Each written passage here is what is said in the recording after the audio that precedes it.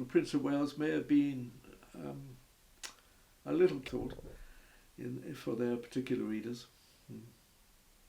So you are. Well, it's very difficult to know quite how far the investigations have gone because there are so many dimensions. I mean, there's a very important Canadian dimension, for example, and I imagine that the Canadian government has been consulted in all this because they have an interest, not only because Harry and Meghan are thinking of spending more time there, but because they are one of the realms. The Queen is the head of state in Canada, as she is of 15 other countries, including our own.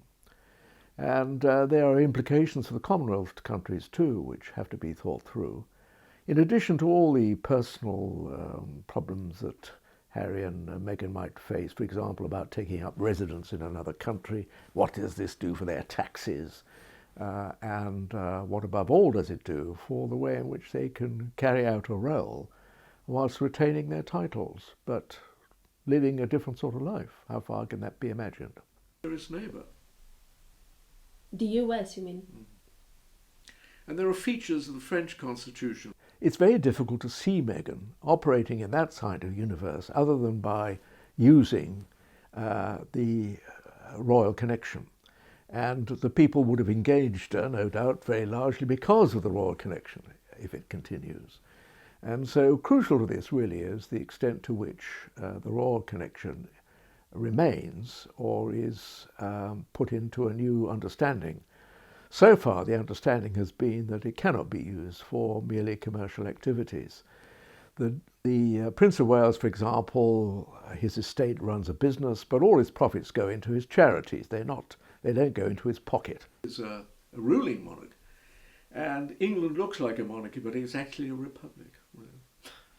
Yeah. Yes, well, I think the difference is to understand the difference between celebrity, i.e. you're well known and you're free to do what you want within the law, and royal status. Royal status sets you apart. It gives you a special social role in our society and the other societies that use it. And it means that it's very difficult for you to put the hat on and take it off. You cannot be half royal or royal part of the time, and you cannot switch it on and off.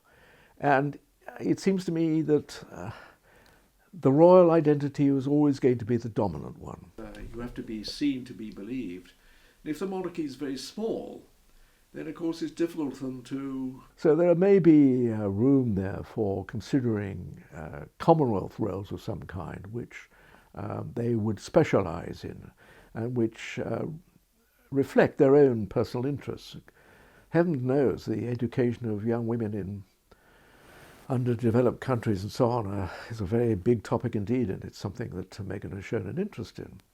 So there may be things that are possible there, but I find it difficult to envisage what can be done on the more commercial side of things because of the difficulties that would continue there. Maybe one of the Dutch princes lives a life as he's a lawyer, a public lawyer.